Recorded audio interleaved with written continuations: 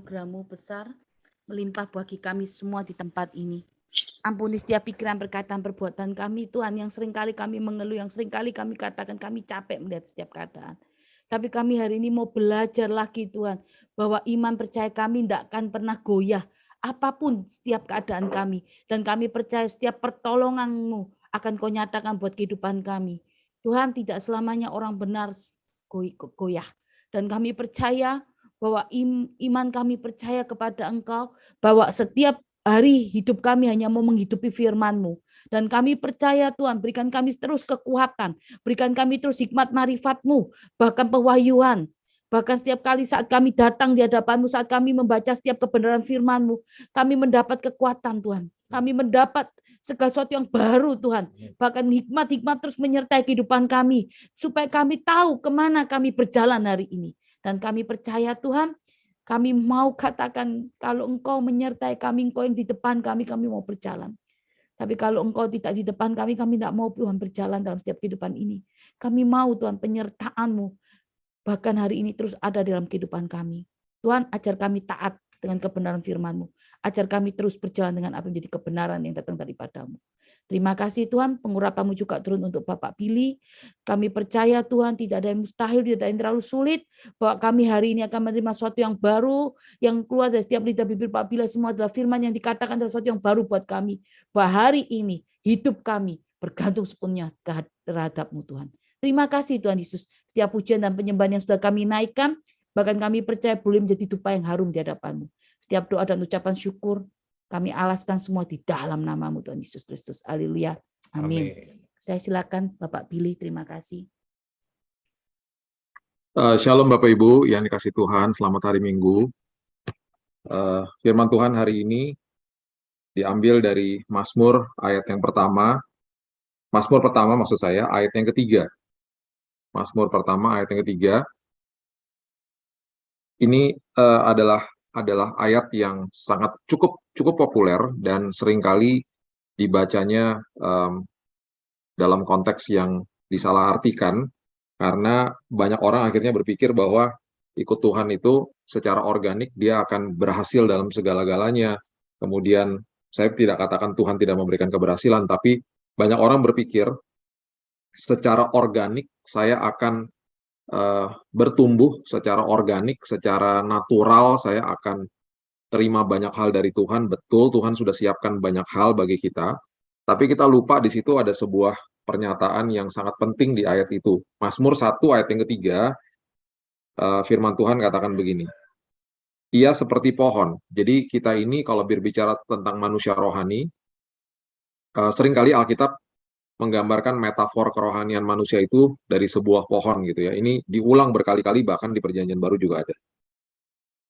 Dikatakan ia seperti pohon yang ditanam di tepi aliran air. Di tepi aliran air. Yang menghasilkan buahnya pada musimnya, daunnya ya yang tidak layu daunnya. Kemudian ini yang banyak sekali orang suka dengan kalimat ini. Apa saja yang diperbuatnya berhasil. Wah, ini kalau dibaca ayat ini dan kemudian dikatakan apa saja yang diperbuatnya berhasil, itu akhirnya banyak orang yang membaca ayat ini lupa bahwa ada kata di situ yang sangat penting dan paling penting di ayat ini adalah kata ditanam. Kata ditanam di situ adalah sebuah kalimat yang sangat dan syarat dengan kebenaran firman yang diulang-ulang di dalam firman Tuhan dari kitab Kejadian sampai ke dalam kedalaman Perjanjian Baru bahkan. Dan kata ditanam ini adalah kata yang senantiasa didengungkan berkali-kali bahkan oleh Yesus. Jadi hati-hati dengan membaca firman, karena setiap kali ada pewahyuan yang dalam yang sang penulis sedang beritahu kepada kita. Kata ditanam di situ adalah kata yang cukup unik sebenarnya. Dan kata ditanam itu berarti kita ini dalam kehidupan ini senantiasa melewati proses yang namanya ditanam. Kenapa Alkitab mengucapkan atau menggambarkan kehidupan rohani seperti pohon yang ditanam? Karena ada sebuah kebenaran yang firman Tuhan ingin supaya kita tahu. Karena seringkali di dalam sebuah proses kehidupan, kita rasanya kayaknya sepertinya pengharapan kita habis. Seperti ketika Abraham disuruh pergi dari kota Ur menuju ke sebuah kota, kotanya tujuannya tidak dikasih tahu sama Tuhan. Yang dikasih tahu hanya arahnya. Itu sebabnya ketika dia berangkat, ada sebuah kalimat yang mengatakan bahwa seolah-olah pengharapan Abraham itu tidak ada dasarnya. Seolah-olah yang kita lihat di depan kita, pengharapan itu tidak ada dasarnya. Tetapi toh Abraham tetap pergi, walaupun saya percaya sebagai orang kaya, secara logistik pasti dia punya rombongan yang cukup besar, dan stafnya juga keluarganya pasti bertanya-tanya sama dia, mungkin setiap hari dalam perjalanan, bos mau kemana bos? Dia sendiri nggak bisa jawab pastinya. Dia cuma kasih tahu bahwa saya cuma diarahkan Tuhan ke arah sana, kotanya nggak tahu. Dan akhirnya firman Tuhan mengatakan di kitab Ibrani, kota yang aku bangun buat Abraham adalah kota yang memiliki dasar. Jadi, di dalam perspektif manusia, seolah-olah harapannya tidak ada dasarnya ketika ada di dalam proses ditanam. Kenapa seperti begitu? Karena posisi daripada ditanam itu ada di bawah tanah, Bapak Ibu. Dan itu ada di bawah tanah 11-12 sama bangkai atau jenazah. Letaknya sama di bawah tanah. Itu sebabnya seringkali ketika di dalam proses ditanam, ini firman Tuhan mau ajarin kepada kita, kita dibohongin sama iblis. Harapanmu sirna, harapanmu pupus, habis, selesai semua hidupmu. Karena posisinya di bawah, ditanam. Jadi itu perspektifnya manusia, seolah-olah nggak ada dasarnya, saya mau berharap dari mana gitu. Sementara kota yang dibangun untuk Abraham itu memiliki dasar yang luar biasa karena memang Tuhan yang dirikan. Semua rancangan Tuhan bagi hidup kita memiliki dasar yang kokoh karena Tuhan yang rancangkan. Dan memang di dalam proses ini, seringkali kita nggak bisa lihat apa yang akan ada terjadi di depan. Itu sebabnya firman Tuhan berkali-kali mengatakan bahwa firman Tuhan adalah pelita bukan lampu sorot. Kita seringkali nggak bisa lihat ujungnya, kita seringkali mau lihat ujungnya, dan Tuhan nggak kasih tahu ujungnya. Tuhan cuma bilang, ayo melangkah sama saya cuma gandeng tangan kamu, saya tahu, saya yang bekerja untukmu. Kamu yang pegang tanganku, dan memang kamu cuma bisa lihat hari lepas hari, karena firmanku cuma pelita, tapi justru selama perjalanan ini, imanmu akan bertumbuh. Kamu tahu kalau kamu jalan sama saya, ujungnya pasti aman dan nyaman. Tuh loh, Tuhan pasti ngomong gitu. Itu sebabnya Roma 8 ayat 28 dimulai dengan kata, aku tahu sekarang bahwa Allah turut bekerja dalam segala sesuatu mendatangkan kebaikan bagi orang yang percaya. Taunya kapan? Sekarang. Sekarang tuh kapan? Setelah semuanya selesai, Bapak Ibu. Baru kita bisa bilang, wow, aku tahu sekarang bahwa Allah turut bekerja dalam segala sesuatu. Baru kita tahunya nanti. Nantinya itu kita deklarasikan dengan kata, aku tahu sekarang. Selagi melewati proses itu nggak enak, dan kita nggak bisa lihat apa-apa. Seringkali kita bertanya sama Tuhan, bagaimana Tuhan? Kapan Tuhan selesai? Ini apa Tuhan? Mau kemana Tuhan? Kita bertanya banyak pertanyaan. Itu sah-sah saja. Tapi hati-hati, banyak orang yang bertanya-bertanya dan lupa mengucap syukur, akhirnya mempertanyakan Tuhan. Mempertanyakan Tuhan itu apa? Tuhan itu ada nggak sih? Tuhan sanggup nggak sih? Itu mempertanyakan Tuhan akhirnya. Hati-hati, bertanya nggak apa-apa. Tapi lebih baik mengucap syukurlah dalam segala hal. Karena kita nggak tahu kok. Yang kita tahu, yang saya tahu selalu ya, pasti cuma satu. Dia sedang bekerja. Ya biarin aja dia bekerja, udah. Makanya di firman Tuhan di Ibrani dikatakan, ada bahasa asli dikatakan spudetso. Lakukan dengan segera. Itu maksudnya apa? Masuk ke dalam perhentianku. Masuk dalam perhentian Tuhan tuh maksudnya pikiran dan hati. Masuk ke dalam perhentian Tuhan, relax, rest, istirahat. Gitu loh. Karena peperangan di tangan Tuhan. Itu yang kita harus latih setiap hari. Itu sebabnya Tuhan tahu kok bahwa hari-hari ini dan selama hidup kita sejak dia naik ke surga, manusia nggak lihat dia lagi secara fisik. Kita kan nggak lihat dia secara fisik. Kita diminta untuk percaya. Makanya dia katakan kepada Thomas, karena kamu sudah lihat saya, kamu percaya. Tetapi berbahagialah atau diberkatilah orang-orang yang tidak melihat namun percaya. Siapa? Kita semua yang ada di tempat ini. Emang kita lihat Tuhan secara fisik? Ya enggak. Terus kita disuruh percaya sama Tuhan. Kita disuruh percaya hanya mendengar suaranya. Suaranya pun tidak audible. Kita dengar suara Tuhan lewat firman Tuhan. Lewat suara Roh Kudus. Itu pun nggak audible. Lewat pemberitaan firman. Dan seterusnya. Itu sebabnya ketika Tuhan sedang bekerja, dia tahu kok. Dia tahu bahwa kita mengalami masa-masa sulit karena yang kita lihat setiap hari adalah penyakit, masalah, kesengsaraan, kesulitan, pergumulan. Itu yang kita lihat tiap hari. Dan kita nggak lihat dia secara fisik. Itu sebabnya dia terus katakan, arahkan telingamu kepada ucapanku, kepada firmanku maksudnya. Simpan di dalam lubuk hatimu. Jaga hatimu. Karena itu adalah sumber daripada kehidupan, bahkan kesembuhan bagi yang sakit. Itu loh. Jadi ketika kita di dalam proses ditanam, itu nggak enak memang. Nggak enak rasanya. Ya. Tapi itulah yang Tuhan mau kita lakukan dalam hidup ini. Saya waktu mempelajari tentang prinsip sebuah biji, ya, di dalam Alkitab Bahasa Indonesia ini, pertama kali biasanya kalau saya belajar, Alkitab Bahasa Inggris itu kosakatanya lebih banyak daripada Alkitab Bahasa Indonesia. Biasanya Alkitab Bahasa Inggris itu memperjelas apa yang tertulis di Alkitab Bahasa Indonesia. Tapi ini pertama kali saya menemukan justru Alkitab Bahasa Indonesia yang lebih memperjelas apa yang ditulis di Alkitab versi Bahasa Inggris. Di Bahasa Inggris, kata seed atau biji itu disebutnya seed, S-E-E-D. Kemudian ada pengertian benih di situ, disebut juga seed juga, S-E-E-D juga. Tetapi di Alkitab Bahasa Indonesia kita ada dua pengertian. Yang pertama biji, yang kedua benih. Benih itu apa? Biji itu apa? Biji adalah sesuatu biji yang masih raw atau mentah gitu ya istilahnya.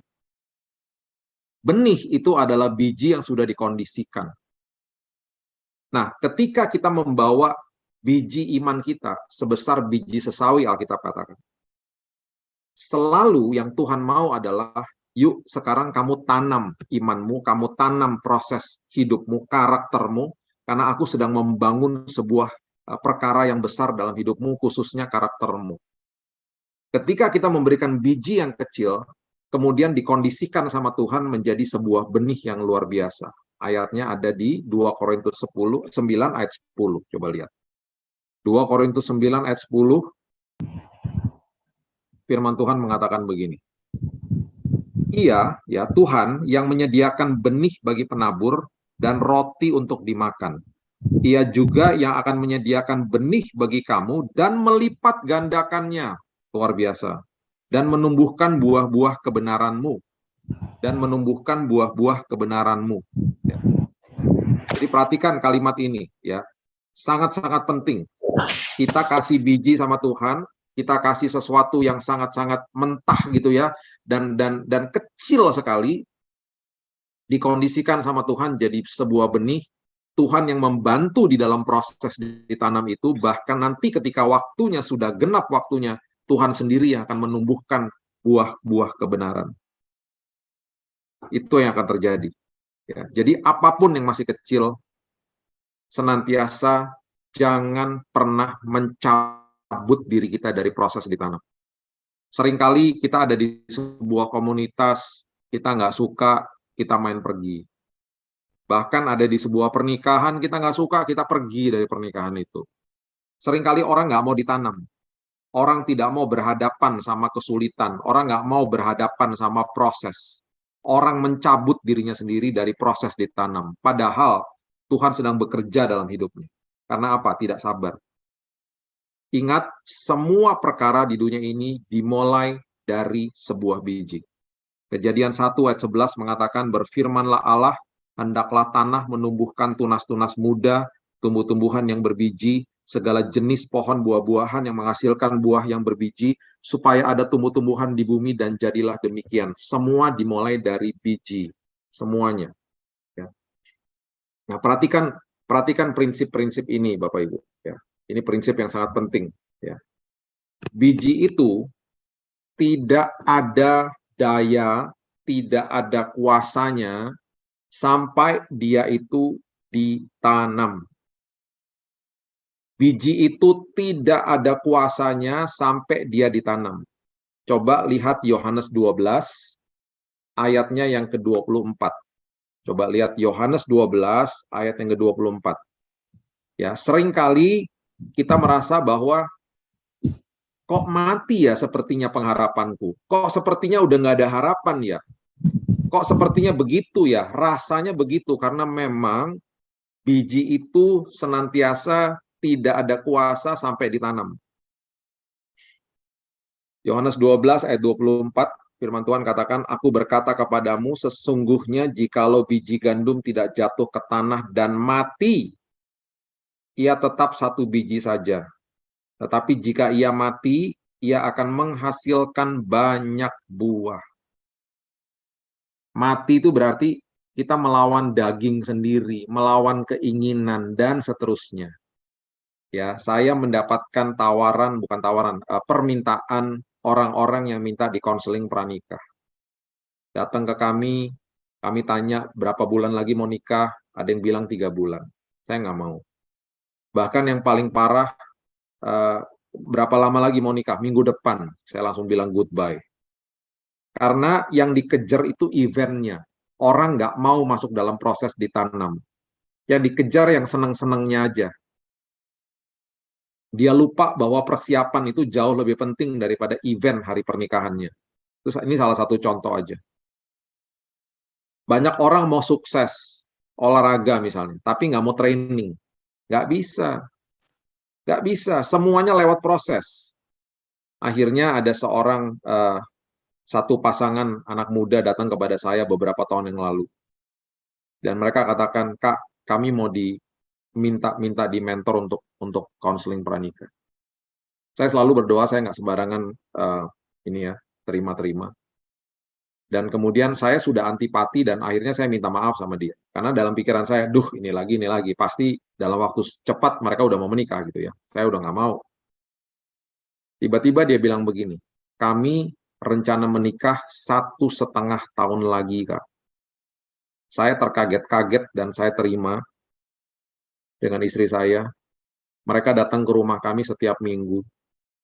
Mereka pulang kerja kadang-kadang baru jam 8 sampai di rumah saya, ngobrol sampai jam 12. Setiap minggu. Selama 1,5 tahun, mereka berkelahi depan kami. Hampir putus. Mereka dibongkar semuanya. Mereka saling membongkar isi hati mereka. Mereka mau ikut serta di dalam proses di mentor. Mereka belajar rendah hati, merendahkan hati. Mereka belajar kekudusan. Bahkan mereka katakan selama mereka pacaran, mereka tidak mau berpegangan tangan, karena pegangan tangan nggak salah, tapi pegangan tangan bisa menjurus kemana-mana, katanya begitu.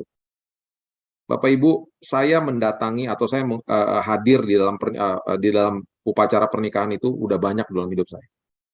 Tidak pernah sekalipun saya hadir di dalam upacara pernikahan, peneguhan pernikahan di gereja. Dan saya meneteskan air mata ketika mereka menikah. Karena saya melihat proses mereka mau ditanam, proses di mana mereka mematikan daging mereka, di mana mereka mau persiapan hidup mereka untuk menjadi sesuatu yang besar dalam hidup mereka. Dan ketika mereka menikah, mereka berciuman pertama kali mereka ciuman, itu di depan altar, di depan jemaat, di hadapan Tuhan. Dan sampai hari ini mereka mengarungi pernikahan yang sangat luar biasa, karena mereka mengikuti proses yang namanya ditanam. Jadi, ingat, segala sesuatunya kalau mau jadi luar biasa, karakter kita, apapun itu, di dalam hidup ini, masuklah dalam proses ditanam. Kita bisa menghitung ada berapa biji di dalam satu apel. Kita bisa hitung. Tetapi hanya Tuhan yang tahu, dari satu biji apel akan timbul berapa banyak buah apel nantinya. Itu hanya Tuhan yang tahu. Itu sebabnya setiap kali kita menanam, pasti hasilnya akan menjadi luar biasa, lebih besar daripada apa yang kita tanam. Saya di Jakarta ini, kalau Bapak Ibu yang tinggal di Jakarta, di Jalan Sudirman, baru selesai gedung namanya Autograph Tower, tingginya 382 meter. Gedung tertinggi di Indonesia sekarang. Ketika waktu dibangun di awal, saya melewati proses pembangunan itu, saya sempat bilang sama istri saya, ini udah berbulan-bulan kok lantai satunya nggak kelihatan ya. Sampai-sampai saya sempat mikir ini jangan-jangan proyeknya mangkrak gitu ya.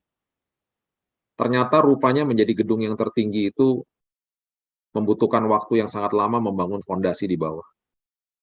Dan bahkan ketika saya bicara-bicara sama arsitek, mereka katakan itu adalah komponen harga termahal adalah fondasinya. Itu sebabnya ketika kita sedang ditanam dan kita merasa kok lama ya Tuhan, siap-siap Tuhan akan membawa kita menjulang tinggi karena dia sedang membangun fondasi karakter kita di bawah. Ketika gedung itu jadi, kita nggak bisa lihat fondasinya. Yang kita nikmati keindahan gedungnya. Nanti orang-orang akan menikmati betapa luar biasanya kehidupan kita. Karena yang kita lakukan adalah kita mau masuk dalam proses ditanam. Galatia 6 ayat yang ke-7. Firman Tuhan katakan begini. Galatia 6 ayat 7. Apapun yang kita tanam, itu pasti akan kita tuai. Jangan sesat, Allah tidak membiarkan dirinya dipermainkan. Karena apa yang ditabur orang, itu juga yang akan dituainya. Jadi Tuhan tidak akan mempermainkan dirinya. Tidak membiarkan kita mempermainkan dirinya. Apa yang ditabur, itu juga yang akan dituai. Itu juga yang akan dituai.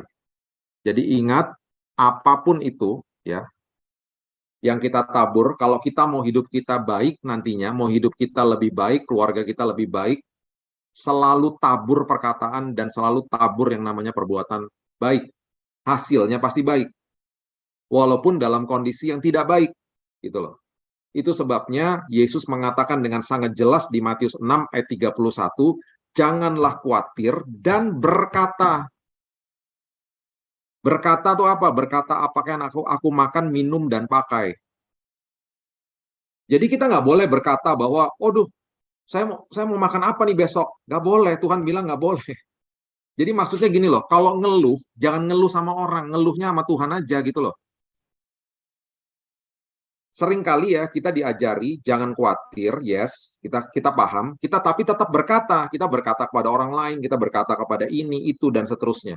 Akhirnya sama aja seperti misalnya anak saya hari ini sudah makan, dia keluar dari rumah karena dia tidak lihat makanan buat besok, dia pergi ke tetangga, dia minta makanan sama tetangga. Om, tante bagi makanan dong buat besok. Bukannya kamu anaknya Pak Billy? Betul. Bukannya besok nanti bapakmu akan siapkan makanan, aku belum lihat. Yang malu siapa? Ya saya malu, kita nih anak raja loh. Jadi itu sebabnya Tuhan Yesus mengatakan jangan khawatir dan berkata. Jadi kalau mau lihat hari-hari baik dalam hidup ini, walaupun yang terlihat itu tidak enak, taburlah kata-kata dan tindakan yang benar. Walaupun terpojok, walaupun kepepet, bilang gini, Tuhan terima kasih.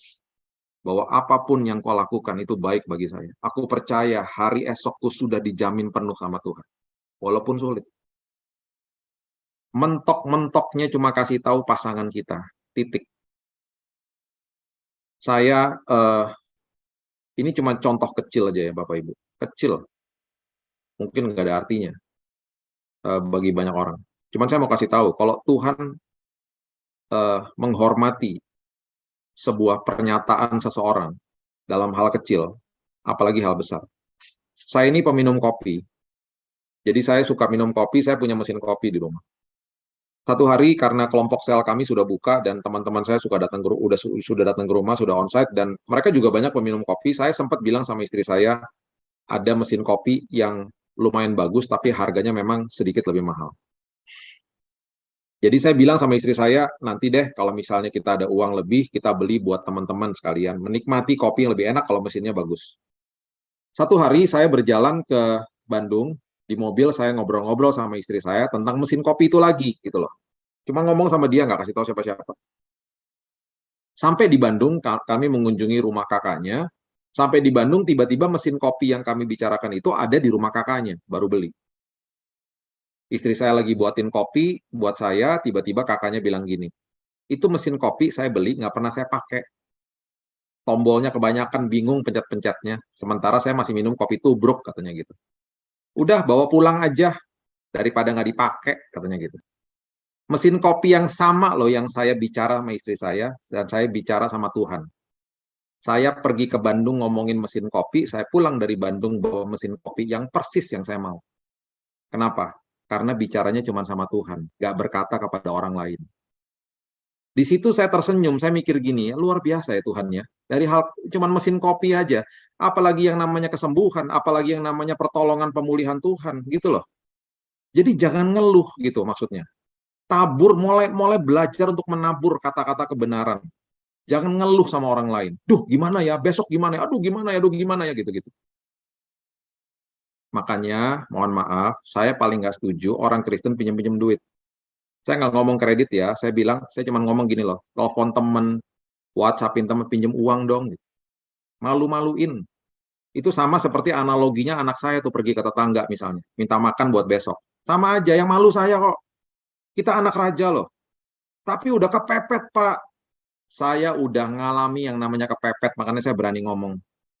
Saya ngelihat teman-teman saya yang udah kepepet dan berharap sama Tuhan, ditolong sama Tuhan di detik-detik terakhir. Dan ketika mereka ditolong di detik-detik terakhir, mereka punya kesaksian itu berbobotnya luar biasa. Dan selalu bicaranya begini, pintu sudah tertutup semuanya. Kok bisa ya Tuhan lakukan dan mengkaryakan sesuatu yang luar biasa. Teman saya mobil niaganya udah mau diambil sama debt collector, didatengin sama debt collector ke rumah. Dia udah nggak punya uang. Padahal tunggakan cuma 2 bulan. Tunggakan 2 bulan mobil berapa sih? Kalau pakai nalarnya manusia, pinjam uang aja. Sayang 2 bulan mobilnya kalau ditarik balik. Dia tetap bersikeras, dia bilang, Tuhan, Engkau yang berkarya Tuhan. Penghasilanku habis Tuhan. Tokoku udah mau tutup Tuhan. Ini mobil cuma satu-satunya loh Tuhan, mobil niaga. Debt collector datang ke rumah, apa kurang kepepet? Dibuatin kopi sama dia. Rupanya kopinya ada urapan Tuhan, saya nggak tahu gimana. Bisa tiba-tiba loh Bapak Ibu, bisa tiba-tiba ya. Saya baca sendiri loh ini WhatsApp-nya, ini karena temannya istri saya. Itu debt collector bisa ngomong gini, Bu, itu ya Bu, soal mobil ya Bu, saya tuh udah sepakat sama orang sales, kami bayarin dulu Bu mobilnya Bu. Nanti kalau Ibu ada uangnya, Ibu balikin ke kami, nggak usah pakai bunga, nggak apa-apa, saya tuh kasihan ngeliatin Ibu, ngomong gitu. Bapak Ibu mana ada debt collector bayarin utang, mana ada? Nggak ada. Kecuali debt collector di Jamaah Roh Kudus, nggak ada. Tapi tetap ada utang dong yang harus dibayarkan. Bisa besoknya tiba-tiba ada temannya bilang gini, Ci, itu mobilmu kan nganggur. Aku sewa ya, Ci. Gitu. Oh ya boleh, sewa aja gitu. Mereka akhirnya nego harga, ditransfer hari itu juga, persis untuk bayar tunggakan 2 bulan. Dalam hitungan 2 hari mobilnya lunas, ayo. Itu loh, orang-orang kayak begitu yang berharap sama Tuhan. Dia tuh ngomong apa? Waktu saya tanya sama dia, kamu tuh ngomong apa waktu didatengin? Saya cuma bilang ini, Tuhan, aku bersyukur dan aku tidak mau kasih tahu siapa-siapa. Nanti kalau udah kejadian Tuhan baru aku akan bersaksi, menunjukkan kebesaran Tuhan. Itu maksudnya. Jangan khawatir dan berkata, apakah yang aku makan, minum, dan pakai. Karena semua kebutuhan dasar kita sudah dipenuhi Tuhan. Kok bisa-bisanya setelah saya dapat mesin kopi gitu ya, bisa dalam 1 bulan berikutnya tiba-tiba istri saya ditelepon sama temennya ngomong gini, Ci, itu loh, aku tuh beliin 2 malam liburan buat orang tuaku di villa di Ubud yang belakangnya sawah. Bagus loh, Ci. Cuma aku tuh salah mencet loh, Ci. Jadi aku harusnya beli bulan Mei, aku belinya jadi bulan April. Salah beli. Nah, orang tuaku nggak bisa pergi April. Buat kamu aja mau, bisa nggak? Sama suamimu gitu. Istri saya tanya saya lihat waktunya bisa, kita bilang oke bisa. Sampai-sampai temannya bilang gini, ini karena kesalahan saya, juga saya yang ngasih villanya, ya saya udah belikan 2 malam. Udahlah sekalian aku beliin tiket pesawatnya sekalian buat kamu liburan berdua sama suami. Sampai di Ubud, ya waktu kita buka villanya, saya sama istri saya terkesima karena di belakangnya itu bukan sekedar sawah, hutan plus ada sungai, indahnya luar biasa, indah luar biasa. Tiba-tiba istri saya terduduk dan dia nangis. Saya sampai bilang gini, ada apa sayang?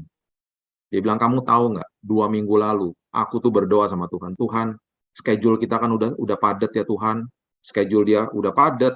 Istri saya ini agen asuransi, ngurusin banyak klien, dia besok ini harus berangkat lagi ke Singapura karena dia juga melakukan evakuasi medis, sering bawa pasien ke sana. Jadi sibuk kerjanya. Sementara saya tuh banyak penginjilan, banyak ngajar tubuh Kristus. Jadi kita tuh berdua tuh selalu suka guyon ngomong begini.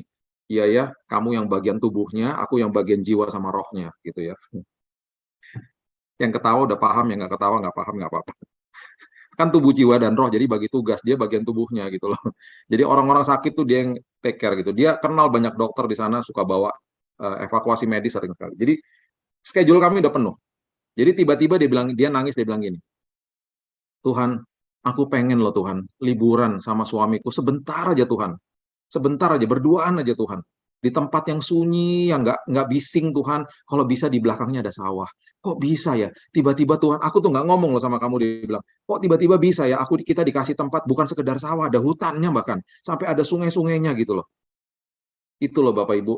Saya cuma mau menggambarkan, kalau hal seperti itu aja Tuhan kasih, apalagi hal yang besar gitu loh.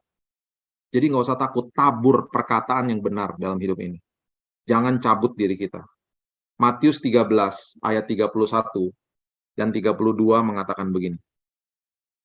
Matius 13 ayat 31 dan 32, Yesus membentangkan suatu perumpamaan lain lagi kepada mereka. Katanya, hal kerajaan sorga itu seumpama biji sesawi yang diambil dan ditaburkan orang di ladangnya. Memang biji itu paling kecil dari segala jenis benih. Nah, perhatikan. Ada dua ya, ada dua pengertian. Biji itu paling kecil dari segala jenis benih. Tetapi apabila sudah tumbuh, sesawi itu lebih besar daripada sayuran yang lain. Bahkan menjadi pohon sehingga burung-burung di udara datang bersarang pada cabang-cabangnya. Marilah kita masuk ke dalam proses ditanam, jangan mencabut diri kita. Ketika diproses, bilang sama Tuhan terima kasih. Karena perhatikan firman Tuhan mengatakan ketika nanti sudah tumbuh, burung-burung bertengger dan menjadi tempat teduh bagi orang lain.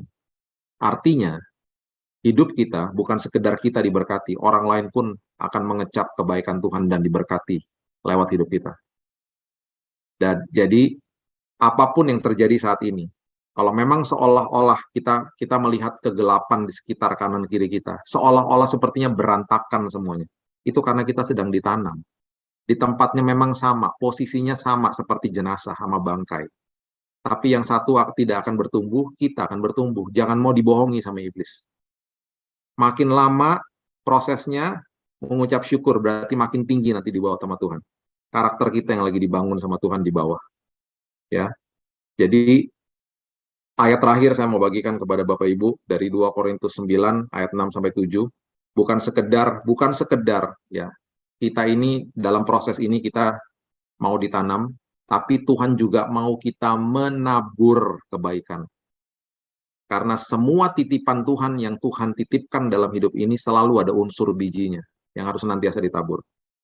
2 Korintus 9 ayat 6, camkanlah ini, orang yang menabur sedikit akan menuai sedikit, orang menabur banyak menuai banyak, hendaklah masing-masing memberikan menurut kerelaan hatinya, jangan dengan sedih hati atau karena paksaan, sebab Allah mengasihi orang yang memberi dengan sukacita.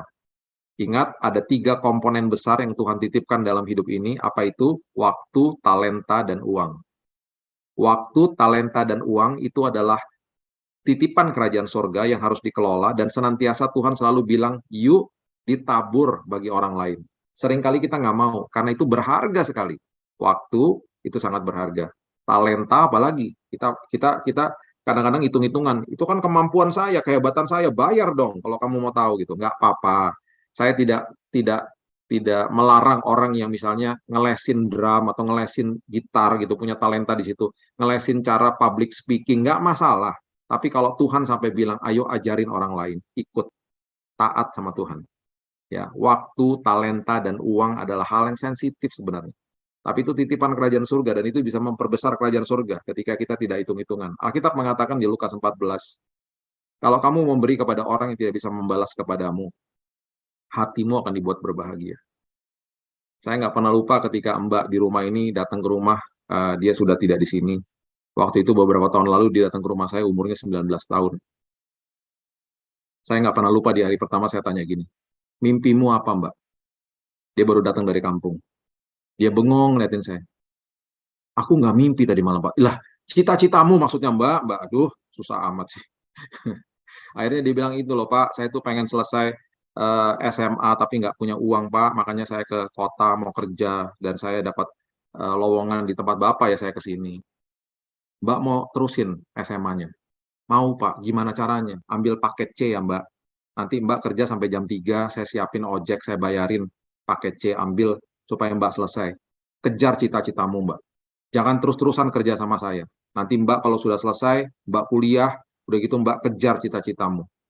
Gak apa-apa ya Pak, gak apa-apa. Potong gaji, gak usah. Selama saya bisa bayarin, saya bayarin. Bapak Ibu, Mbak ini akhirnya selesai SMA. Waktu masuk ke rumah saya nggak bisa bahasa Inggris. Ketemu sama kedua anak saya diajarin bahasa Inggris. Tiba-tiba, anak saya kan kalau panggil saya Dedi. Tiba-tiba saya bangun pagi setelah 1 tahun dia kerja sama saya, tiba-tiba dia panggil saya Dedi juga. Good morning Dad, katanya gitu. Saya kaget. Saya tiba-tiba punya anak 3. Dia lulus, kemudian dia melanjutkan kuliah, ya. Dan satu hari dia sudah tidak bersama kami. Dia sudah mempunyai karir yang luar biasa. Dan saya bahagia sekali lihat dia. Dia masih kontak-kontak saya sampai hari ini. Dan saya nggak pernah lupa satu hari dia membaca buku Purpose Driven Life yang dalam bahasa Indonesia. Bukunya Rick Warren ada di kamar saya. Kalau dia berberes, dia membaca buku itu rupanya. Dia katakan, Pak, buku ini membebaskan dan memerdekakan hidup saya. Dia taruh buku itu di profil WhatsApp-nya, dimarahin sama orang kampung. Itu bukunya orang Nasrani. Ya biarin aja, katanya. Wow, dia ngamuk balik. Paling tidak, kami bisa memperkenalkan Yesus dalam hidupnya, walaupun tanpa kata-kata. Dia melihat Yesus dari kebaikan, dari apa yang kami tabur dalam hidupnya dia. Yang terjadi adalah hati kami dibuat bahagia sama Tuhan. Jangan hitung-hitungan.